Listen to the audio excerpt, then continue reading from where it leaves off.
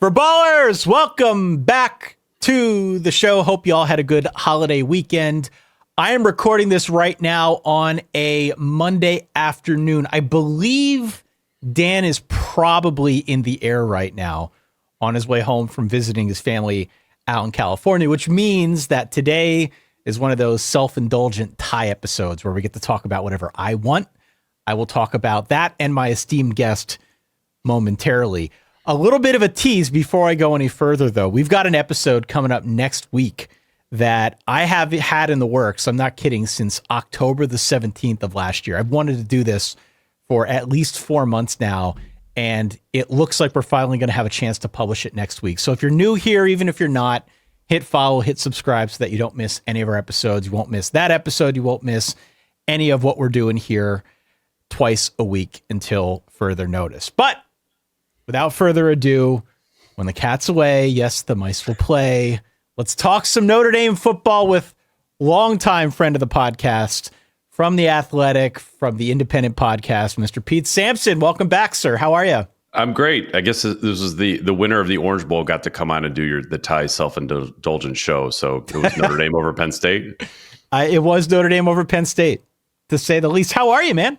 Good. I think I'm fully recovered from the longest season in college football history. No one thinks of the beat reporters when they expanded the playoff about just how much travel and writing you'd actually be doing. It's hard to. It's February 17th. We're less than a month removed from the season ending. It's wild, and we're about exactly a month away from spring practice starting. So that is a really bizarre window to get your head around.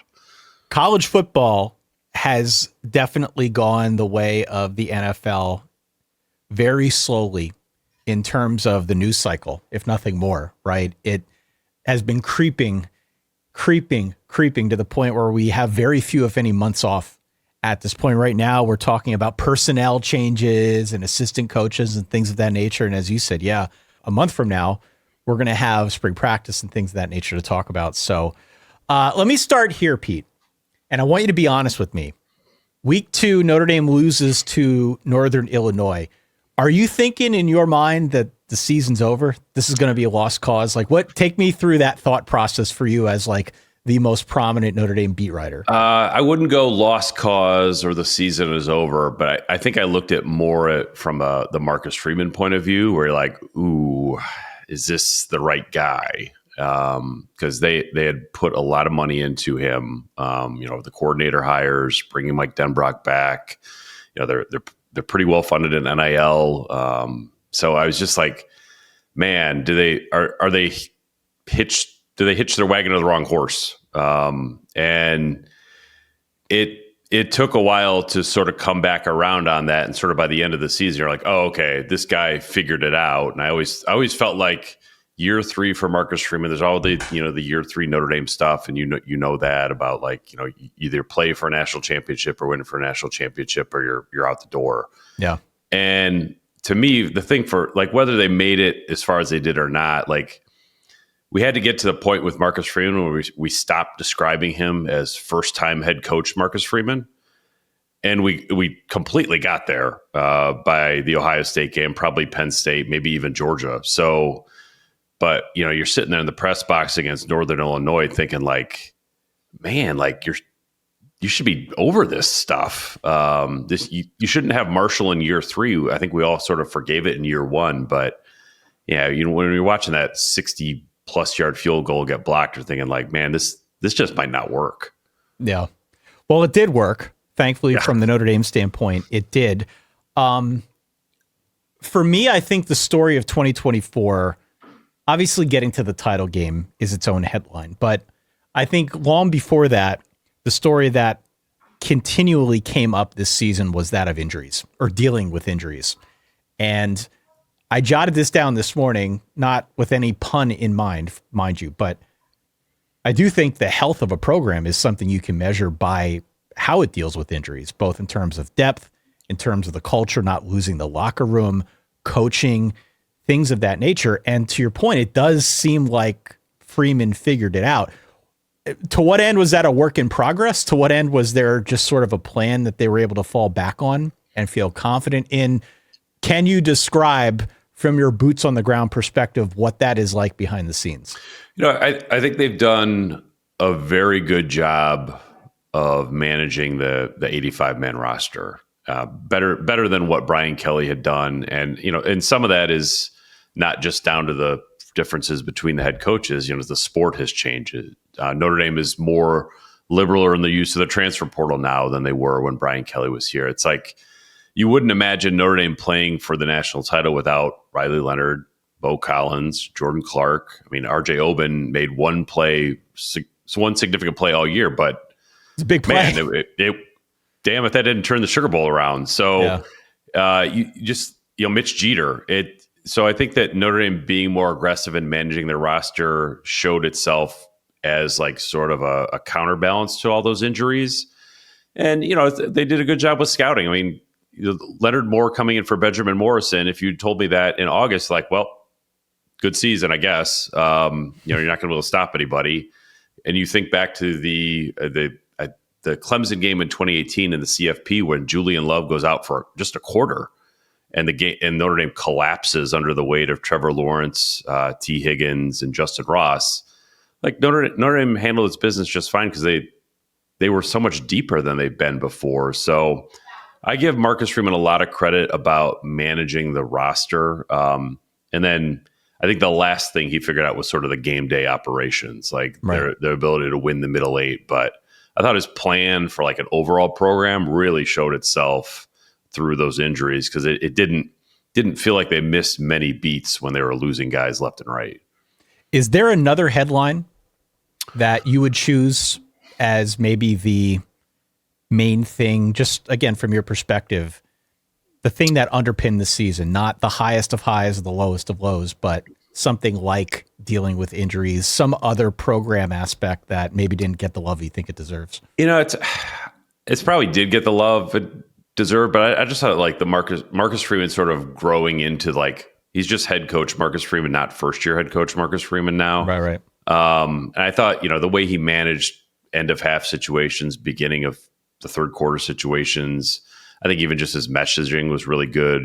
The Army game where he's talking about violence in pregame, to the NBC sideline reporter, you're just like, okay, he feels like he's got his finger on the pulse of the team in a way that maybe he didn't the first couple of years. And then, just like you think about the fake punt that really wasn't a fake punt against Georgia, like that's something that like coaches who have been around the block do. And like Kirby Smart's won 2 national titles and he didn't really know what to do with that. So I think he to me, like he just got a lot smarter in his game day operations. And, they ran into a brick wall at the end, but I thought the way that he managed in-game situations, I mean, even sort of the Penn State James Franklin press conference was kind of, I think in the past, maybe he would have sat there and just sort of taken that because like, I'm the young head coach and like, this is my spot. And like, I thought you just saw him stick his chest out a lot more this season. And I thought the team and the program really responded to that. This is perhaps a cynical take, but just to play devil's advocate, do you think he's really figured it out? Or do you just think he had a good season with a good team? I think he's figured a lot of things out. I don't think he's figured it out in the way that like Notre Dame's going to suddenly turn into Ohio State and go 14-1 every year. But I think he's figured out, okay, this is what it takes to get to the top of the mountain at Notre Dame. I don't think Notre Dame has top of the mountain material coming back next year, but I do think that he's figured some things out about how to manage games. They hired a director of analytics, which I know is kind of in vogue now, but I don't know what else to put that down to other than he's got good people around him that he's listening to. So I think he took a huge step forward as a head coach, but that's not to say that Notre Dame is going to play for the national championship 5 times in the next 6 years. I think that's fair. I remember way back when talking to you about Brian Kelly, and the impression that I got from you was that he was a fabulous politician. Like the ultimate politician who was good at keeping people at arm's length, but not so far that they didn't feel like they connected with him. Just really that nobody truly knew who the real Brian Kelly was. What is Freeman like behind the scenes? What does that comparison look like? Yeah, I mean, it's completely different. It's Brian Kelly didn't like to be touched. Like, just like, but he didn't want you to get close to him. Freeman, I feel like his default setting is like more of an embrace, like whether that's the fan base or the roster. I mean, he's pretty easy with the media for the most part.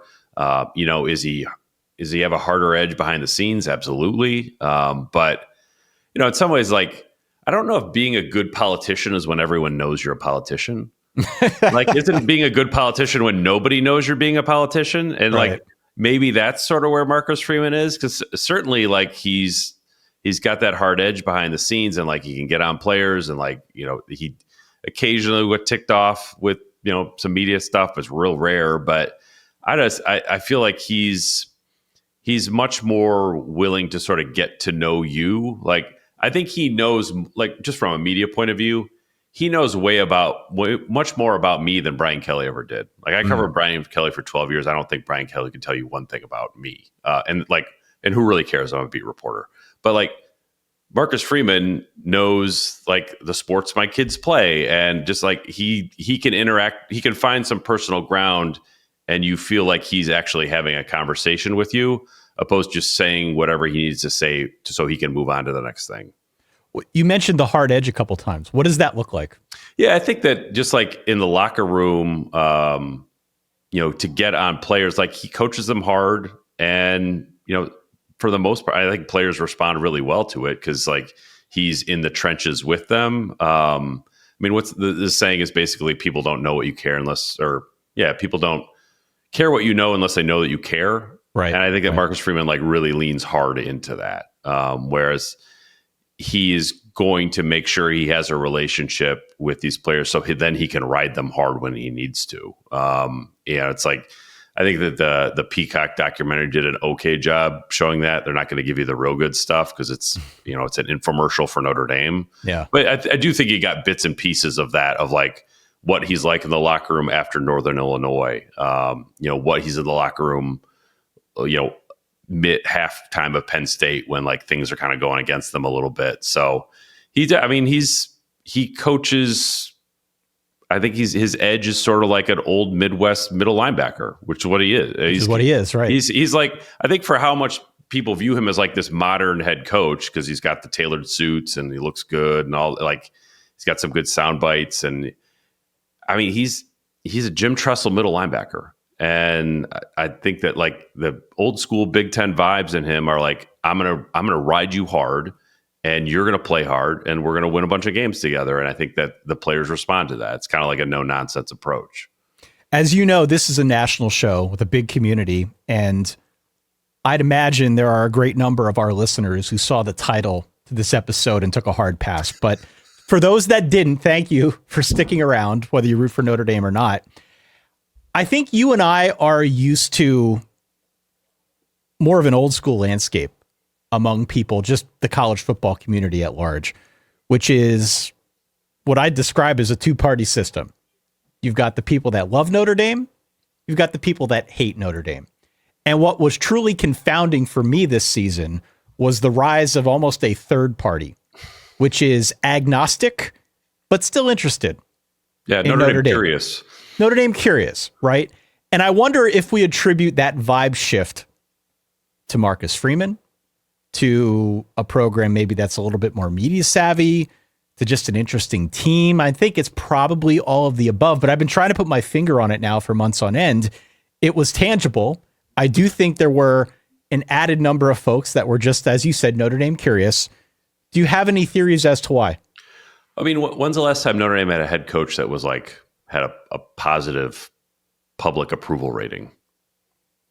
Like, Lou Holtz, sort of. Never. Like Era Parsegian. Like, were you doing a podcast back then? Like, it's just, I mean, and to go from where they were with Charlie Weiss and Brian Kelly back to back, like these older cantankerous white dudes, right? Yeah, just like to Marcus Freeman, who feels like new and fresh. Like it's not just down to Marcus Freeman. It's about replacing the guys that came before him.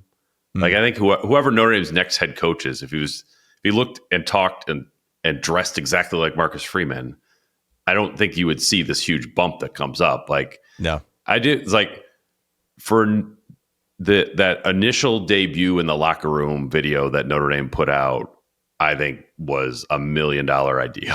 Because that was like, ooh, I like this guy. They like this guy. Like, I'm gonna check in on Notre Dame a little bit now. So yeah, for Notre Dame to sort of not be in the like you're either with us or against us, and like Notre Dame still likes to protect and act that way, but like there is a large section of the fan base that I think once the national championship game got there, like, yeah, like Notre Dame, let's see them get it this time. And it's been a long time since I've sort of sensed that. I don't think I've ever sensed that vibe. Never. Around Notre Dame since I've been covering them as long as I have. No, it caught me off guard as well. One of the popular themes, I think, as we talk through specific teams, really the sport in general, is how much it's changed over the last 5 years. I think it's part of the reason why Notre Dame decided to hire Marcus Freeman, because of obviously being a good defensive coach, but also being really aggressive on the recruiting trail as well. How is he dealing now with having that added responsibility of running everything in this portal era? I mean, it has changed a lot even since he got there. The easy answer would be to say yes. As you alluded at the top, right? They've brought in a fair amount of talent from other places. Recruiting has remained strong, but this is just a much more complex job right now. He seems to be dealing with it pretty well. Do you still sense that motivation from him that we sensed in day one in that video that you mentioned? Yeah, I do. He's maniacally competitive, and like I think that comes through in how they manage recruiting, how they manage the portal. But I think they've had to mature and grow up a little bit. And I just look at where they are at the GM position, which is kind of this new, that's the evolution of the sport right now. You go from Chad Bowden, who I think was kind of more like your recruiting coordinator, like dressing up like a leprechaun for recruits and like doing the carnival barker stuff. And he was really good at that. He was really, really good at like the relationships. Okay. He goes to USC. They hire Mike Martin from the Detroit Lions, who's got 20 plus years of scouting, and so I feel like it's kind of I don't think he's going to be dressing up like a leprechaun. Like right. It's more of like, who are the best players? We got to go find them. We're not going to win by a show. We're going to win by finding more Leonard Moores. Right. And then when there's a Jeremiah Love, you got to go get him too. But I think that's sort of the approach. Like I think that even that Marcus Freeman's control over the program, hiring a GM with more experience is a signal that, not that he's giving some of it up, but like you're just sort of evolving in the next way the sport has to be run. I don't think the head coach can do everything all the time anymore. Like Marcus Freeman's approach to recruiting was like he wanted to be the lead recruiter on everybody that Notre Dame went after. I don't think that's realistic in 2025, the way that it maybe was when he was hired at the end of 2021. So yeah, I think that they're kind of maturing a little bit in terms of how they staff this out and, how Marcus Freeman handles the demands of the job. If the narrative during the season was one of injuries, one of a team trying to dig out from that NIU loss back in week 2, from afar, I think the offseason narrative has been one of, this program's turning over now. You've got administrators leaving. You mentioned Chad Bowden. He took a director of player personnel with him. Al Golden goes to the NFL. They had a running back coach go to the NFL. They had a couple guys transfer off of the line and elsewhere. If you don't follow the program closely, it does appear as if you've got your normal amount of turnover that comes with any championship caliber program. What is the reality of that situation now? Again, from your firsthand perspective, somebody who knows the inners of the program, how are they dealing with personnel, player, coach movement? Yeah, Al Golden leaving was a blow. It was also not unexpected. Like as soon as the Cincinnati Bengals job came open, you're like, all right, well, that's it. It was sort of like when the Vanderbilt job came open and you had Clark Lee as your DC. You're like, okay, well, that was the one. Enjoyed the 3 years. They're great. Best of luck to you. And so I think that they sort of saw Al Golden off as like, hey, job well done. Thanks. Chris Ash is the defensive coordinator. Some Golden parallels there about a guy who was like a rising star a while ago, who's kind of fallen off the map a little bit. They bring the rest of the defensive staff back. So I think overall they feel pretty good about that, but it's kind of hard to overstate just how good Al Golden prove to be. Dylan McCullough, the running backs coach, you replace him with Jaywan Sider from Penn State. Feel like that's sort of like a 6 of one, half dozen of another type of hiring. And then, the GM thing I think they wanted to move in a different direction anyway. Right. So I don't sort of feel like that is a loss.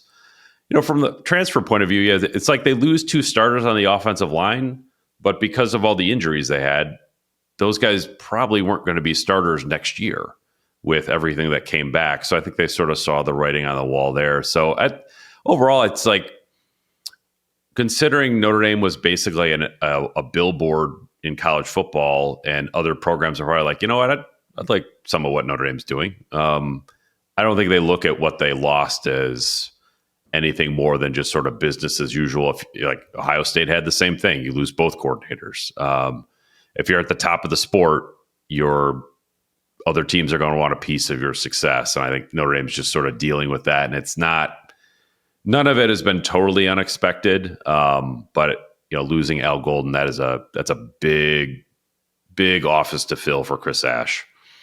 For a moment in time, there were some rumblings that Notre Dame was going to make a move at Jim Knowles, or they at least inquired about Jim Knowles. Everybody inquired about Jim Knowles, who had money to spend. Chris Ash, though? Does Chris Ash get your heart pumping? No, he doesn't. But it's like, I remember talking to somebody at Notre Dame, like in the football program, about Golden when they hired him. I was like, "No, really? True. Like this is it? This is the guy?" And they're like, "That's true. I felt that way too." They were like, "This is the guy." Like, you tell me who's had success at Miami. And I was like, "Well, okay, that's kind of a good point." But like Chris Ash hasn't even had like the Temple experience on his resume the way Al Golden did. So it's more of a gamble there. Chris Ash has worked with Joe Rudolph, their offensive line coach. He's got the Ohio State connections. I think that helps a little bit. And I think, when they hired Al Golden, Marcus hired him to come in and essentially run, like, you learn our system, and then if you want to adapt it, that's fine. But like, we're not going to have 45 defensive players learn a new vocabulary when we can just have one new coach do it. And I think with the entire defensive staff back, Mike Mickens included, their DB's coach, who did such a great job, I think Chris Ash comes in as like kind of a defensive coordinator, but also like a collaborator with the rest of the staff. So I don't think you don't need to sort of start over on defense as much as maybe you normally would with a DC. But I mean, you're right. It's like, you look at Chris Ash's resume and it's like, okay, you were a scout with the Jacksonville Jaguars last year. Like, and you look at Notre Dame's past defensive coordinators, you go from Mike Elko to Clark Lee to Marcus Freeman to Al Golden. You would think the job would be a little bit bigger than to hire somebody who's like almost out of it. But I do see at least some connections there for Marcus and Ohio State, and then also obviously that there are some light parallels with Al Golden. Whereas if you're Notre Dame, that's what you're telling yourself about why it would work. I'm assuming you were at that playoff game, the home playoff game against Indiana. Oh, yes. How was that received? I mean, clearly it's an exciting moment for the program. We all know that. Being in the playoff, having a chance to play for something greater, even after that week 2 loss, is a big deal. Some people take issue with that, but completely separate is the fact that they got into the game. They had the home playoff game. What was the reception like among the fan base? Was it as crazy as expected? Was it, I know it was cold, but what was that environment like? They killed it. I mean, it's like, I try to be slightly skeptical about like the pageantry stuff, and like, this is, it's the first time. I'm like, okay, it's the first time, I get it. They did a phenomenal job with it. This is my only anecdotal evidence of how good it was. But my wife took our teenager to Taylor Swift in Indianapolis in November, and my wife took our 11-year-old son to the Indiana game in December. And she said that the Notre Dame Indiana game was better than the Taylor Swift concert. So really, that is she a Swiftie?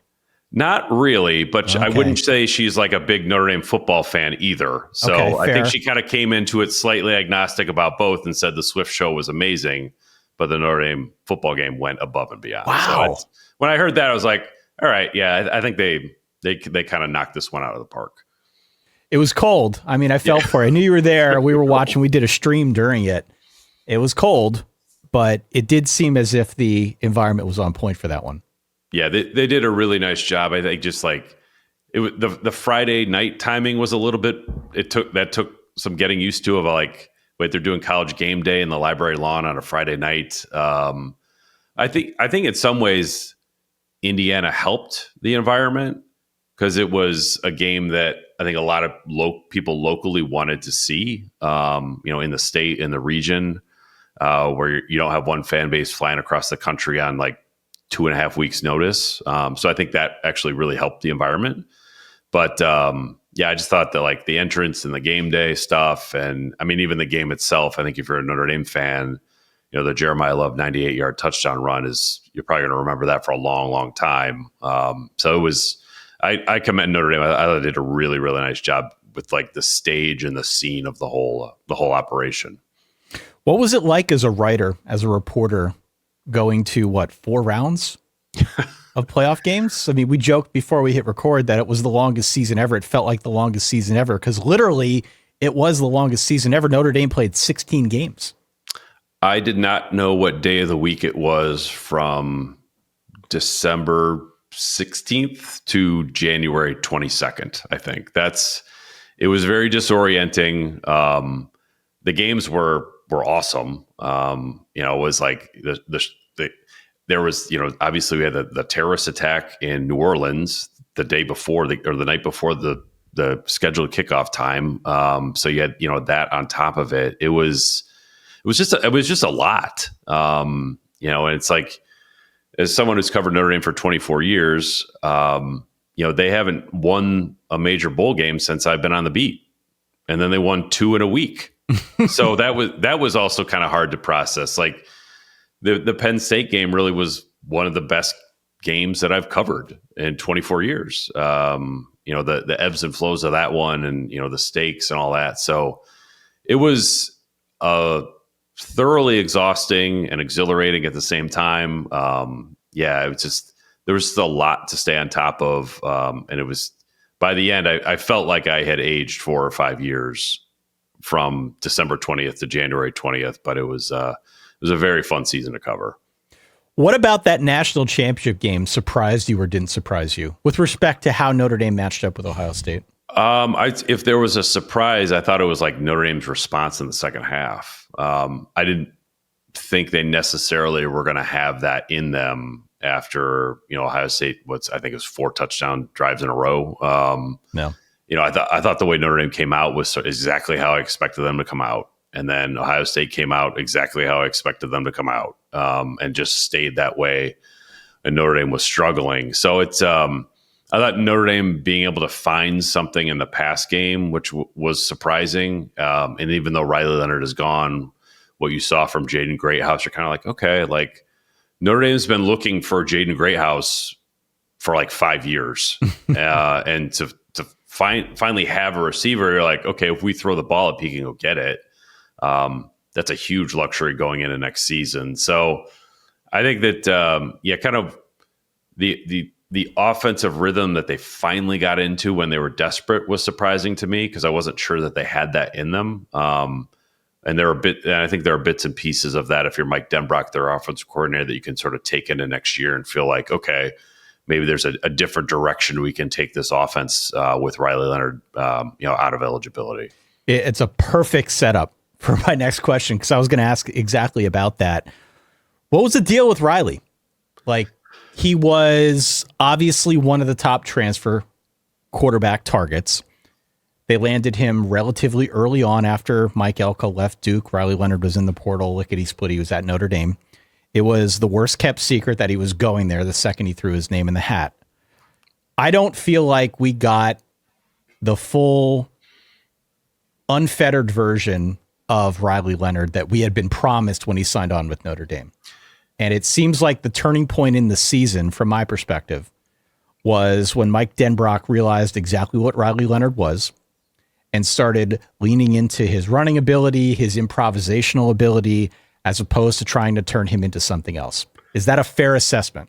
Yeah, and I think that Denbrock knew that all along. Like, I think you look back at the A&M game, like, I thought Denbrock called the game he had to call, not the game he wanted to call. Like, he probably thought Riley Leonard was going to be able to do a lot more than Riley Leonard proved able to do. Right. And I think, I do think that missing all of spring practice was a killer. And, they talked about mental reps and yada, yada, yada. But, like, they have spring practice for a reason. It's not so you just sit there and watch it. It's so you do it. And I thought that set Leonard back. I think that Leonard maybe processed things in the passing game not quite as quickly as Notre Dame wanted him to or thought he would. Got better at the end of the year. But, I mean, even you look at the Penn State game, that's the second pick he threw. There's a defensive end standing there. He throws it right to him. That's not the kind of thing you'd expect from a fourth-year starting quarterback. So I thought Notre Dame got a lot out of Riley Leonard. Probably Riley Leonard, if he was being honest, would have liked to have developed more of as a passer here than he was able to do. But I give sort of like Leonard and Denbrock credit for being like, all right, we're going to win the way that we have to win, even if it doesn't look good all the time. I mean, I think they passed for 90 yards against Georgia. Like, yeah, that was a winning box score for Riley Leonard. Like, it's the only thing you remember about Riley Leonard from that game is the somersault sneak off to the left where Malachi Starks flips him over. So, yeah, I think from a leadership point of view, and the run threat of Leonard, I think you can't overstate how effective that was. I don't think any of us do a good job of looking at quarterbacks and like just viewing the rushing ability as like this sort of like bonus. Like, that was the main thing for Leonard. Like, in some ways, like, the passing was the bonus. But he was a dominant runner, and he didn't always like look at it if you just were standing next to him. But guys are bouncing off of him. He's flipping over guys. If it's in the red zone, forget it. Like, I think he finished with 15 rushing touchdowns. So yeah, I think they figured, okay, look, would we love for you to throw for 3,500 yards? Of course. But we're going to take these 15 rushing touchdowns and 1,000 yards rushing, and we're going to roll with that too. Yeah, well, I mean, you win it the way you have to. Yeah. And it seems like they figured out that formula down the stretch. Who's the smart money on as a starting quarterback next year? Is it CJ Carr? I gotta think it's CJ Carr. Like, there's just everything that you hear about him has been like, okay, this is sort of, the Prince who was promised quarterback that Notre Dame has not had in a long, long time. And he had an elbow injury in late September. He was going to be scout team anyway, but like didn't really get to develop maybe as much as he would have wanted to. You can see this a mile away. Like, they're going to go through spring practice, and Marcus Freeman isn't going to tell you who the quarterback is. Right. Spring games come around. It doesn't matter who looks good and who doesn't. Marcus Freeman isn't going to tell you. We have a quarterback competition. Yes. We feel confident in both our guys, something like that. We're going to let it play out into summer and maybe even training camp. And I could even see a situation where Steve Angeli starts at Miami. But I just think for the program to go where it wants to go, CJ Carr is going to be the guy who takes it there. And the staff knows it. What glimpses we've seen of CJ Carr, which is pretty much always limited till spring last year when Leonard was out, was phenomenal. He did not look like a freshman quarterback I'd ever seen before here. So if that comes back this spring, I feel like the writing on the wall for CJ Carr to be Notre Dame's starting quarterback eventually. I don't know when that's going to be. I just feel like it's going to happen. Yeah. I mean, everybody has raved about CJ Carr's ability to process and understand the offense very quickly upon stepping on campus. I mean, those are, I think, positives if you're a Notre Dame fan to hear that. You've already got that sort of waiting in the wings. Beyond the quarterback role, as you said earlier, a fair amount coming back along the line, but you have questions about whether they're elite, top level, final two with regard to the playoff. I mean, the schedule is very front loaded and they're going to be tested right out of the gates. But as you assess things from afar, months in advance, where are your areas of concern? Defensive tackle is a huge concern. You lose Riley Mills, Howard Cross there. Gabe Rubio comes back, who filled in pretty well for Riley Mills after he went down against Indiana.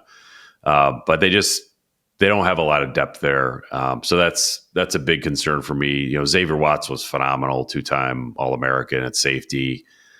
Can you replace him with a transfer for Virginia Tech, Stroman? Maybe, but no one's adding an All-American in the transfer portal. Those guys go pro, so that's a step back.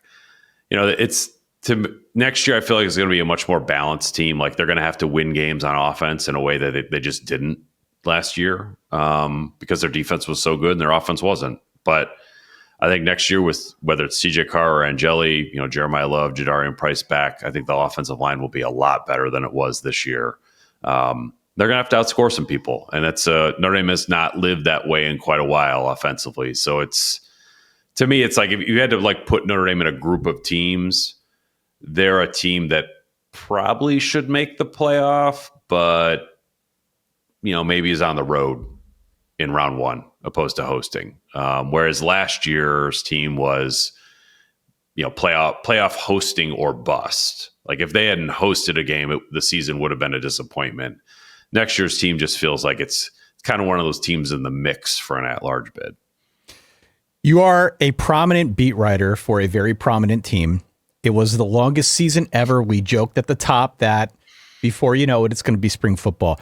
What do the next 6 months look like for you? Like go month to month and tell me what you are focused on and how you're going to be covering this team. Yeah, I mean, spring practice is interesting. I would really like to get into like sort of the strength and conditioning recovery elements of this because, I mean, the season kicked my butt, but like I didn't do anything. Like I just wrote words. If you're a football player, like how do you manage that differently in the recovery? I mean, how many times have we written about the strength coach who's like more aggressive in the weight room and the gravelly voice and like we're just going to grind them into the ground? Like, I don't know if that's a good idea anymore. Like so I'm interested to sort of see how spring practice in the offseason has to be reimagined when you play 16 games at the level Notre Dame did. I'd like to get out on the road and visit recruits in person, whether commitments or targets. So I'll be doing some of that in the next month or so.